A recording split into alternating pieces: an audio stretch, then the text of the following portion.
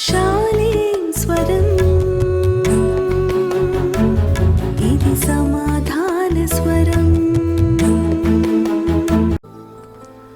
దేవుని పరిశుద్ధమైన ఘనమైన నామానికి మహిమ కలుగునుగాక. ప్రియ దేవుని బిడ్డలారా, ఈ ఉదయకాల సమయంలో దేవుని యొక్క శ్రేష్టమైన నామంలో మీ అందరికీ శుభములు, వందనాలు తెలియజేస్తూ ఉన్నాను. దేవుని ఆశ్చర్యమైనటువంటి కృపలో ఈ ఉదయం ఒక శ్రేష్టమైన వాక్యాన్ని చదువుకుందాం. బైబిల్ గ్రంథంలోంచి కీర్తనల గ్రంథం 20వ కీర్తన 5వ వచనం ఆఖరి భాగాన్ని చదువుతున్నాను.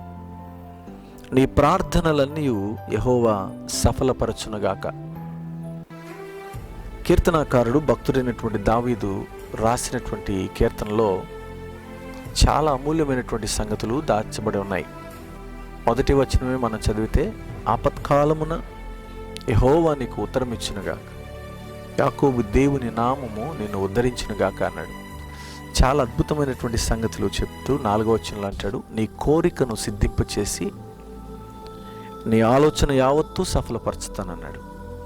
చాలా విశేషమైనటువంటి రీతిలో భక్తుడైన దావీదు ప్రవచనాత్మకంగా ఈ సంగతులన్నీ మాట్లాడుతున్నాడు. 5వ వచనం ఆఖరి భాగంకి వచ్చేటప్పటికీ, నీ ప్రార్థనలన్నీ యెహోవా సఫలపరచునుగాక. దేవుని పిల్లలంగా ప్రార్థన మన ఆయుధమైంది. ప్రార్థన ద్వారా దేనినైనా జయించగల శక్తిని విశ్వాసిగా, దేవుని పిల్లలంగా దేవుడు మనకు అనుగ్రహించాడు. గనుక ఎప్పుడు కూడా విశ్వాసి ప్రార్థనలో ముందుకు సాగాలి. బైబిల్ గ్రంథంలో భక్తులందరినీ చూసినప్పుడు వారు ప్రార్థించుట ద్వారా ప్రతి కార్యాన్ని కూడా సాధించుకోగలిగారు. ప్రార్థించుట ద్వారా హన్నా గర్భఫలాన్ని పొందించి, ప్రార్థించుట ద్వారా దానియేలు సింహపు నోటి నుంచి తప్పించబడ్డాడు. ప్రార్థించుట ద్వారా షడ్రకు, మేషకు, అబేద్నెగోలు అగ్నిగుండమును తప్పించుకోగలిగారు. ప్రార్థించుట ద్వారా దావీదు ఇశ్రాయేలు సామ్రాజ్యాన్ని పరిపాలించగలిగిన శక్తివంతమైన రాజుగా ఎదిగాడు. ప్రార్థించుట ద్వారా మోషే అనేక అద్భుతమైన కార్యాలు చేయగలిగాడు. ప్రార్థించుట ద్వారా యెహోషువ సూర్య చంద్రులను ఆపగలిగాడు. ఇలా మనం చెప్పుకుంటూ వెళితే యెహోవా నామమున ప్రార్థన చేసిన ప్రతి భక్తుని జీవితంలో కూడా మహా అద్భుతమైన కార్యాలు చేస్తారు. ఈరోజు చదువుతున్నటువంటి ఈ వాక్యాన్ని మనం చూస్తే, నీ ప్రార్థనలన్నీ యెహోవా సఫలపరచును. మనం కూడా ఈరోజు ప్రార్థన చేస్తున్నాం, ప్రభువా నా బ్రతుకులో ఫలానది జరగాలి, ఈ దినము ఫలానది జరగాలి అని నువ్వు ప్రార్థన చేస్తున్నావు. దేవుని వాగ్దానం ఏంటో తెలుసా? ఈరోజు నీ ప్రార్థనలన్నీ యెహోవా సఫలపరుస్తాడు.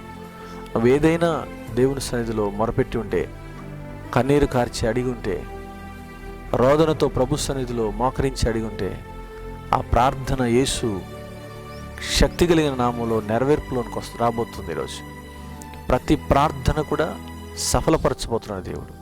నీ ప్రార్థనలన్నీ ఆయన ఖచ్చితంగా నెరవేర్పులోకి తీసుకురాబోతున్నాడు.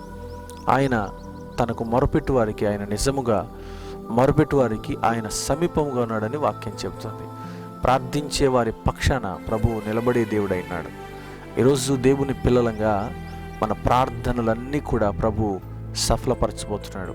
నువ్వు నీ కుటుంబం గురించి ఏమడిగావో, నీ ఆర్థిక సమస్యల గురించి ఏది ప్రార్థన చేసావో, నీ ఉద్యోగ విషయంలో ఏది ప్రార్థన చేసావో, నీ పిల్లల విషయంలో నువ్వు ఏది ప్రార్థన చేసావో, నీకు కలిగి ఉన్న దాన్ని బట్టి నువ్వు దేవుని సన్నిధిలో దేని కొరకు ప్రార్థిస్తున్నావో ఆ ప్రార్థన దేవుడు సఫలపరచబోతున్నాడు. ప్రియులారా, మన దేవుడు ప్రార్థనకు జవాబిచ్చి దాన్ని జరిగించే దేవుడు అయినాడని మనం గమనించాలి. ఎందుకంటే బైబిల్ గ్రంథంలో ఉన్న భక్తుల దృష్టాంతాలన్నీ కూడా అలాగే రాయబడి ఉన్నాయి. ప్రార్థన వలననే ప్రతిదీ సాధించగలిగారు. ఒకే ఒక ప్రార్థన చేస్తే ఏలియా ఆకాశం నుండి అగ్ని దిగి వచ్చిందట. ఈరోజు ప్రతి ప్రార్థన కూడా సఫలమవ్వాలి. నువ్వు ప్రార్థించిన ప్రతిదీ కూడా ప్రభు పొందుకోవడానికి సఫలతనిస్తానని వాగ్దానం చేస్తున్నాడు.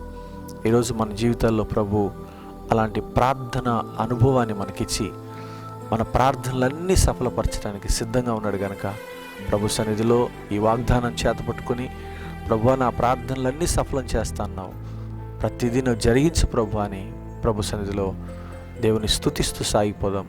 దేవుడి మాటలు దీవించునుగాక. ప్రార్థన చేస్తాను. మహాపరిశుద్ధుడా, నీ దయగల నామానికి స్తోత్రాలు. మా ప్రార్థనలన్నీ సఫలపరిచే దేవుడవు. మేము చేస్తున్న ప్రతి ప్రార్థన అంగీకరించమని యేసు నామమున అడుగుచున్నాను తండ్రి. ఆమేన్.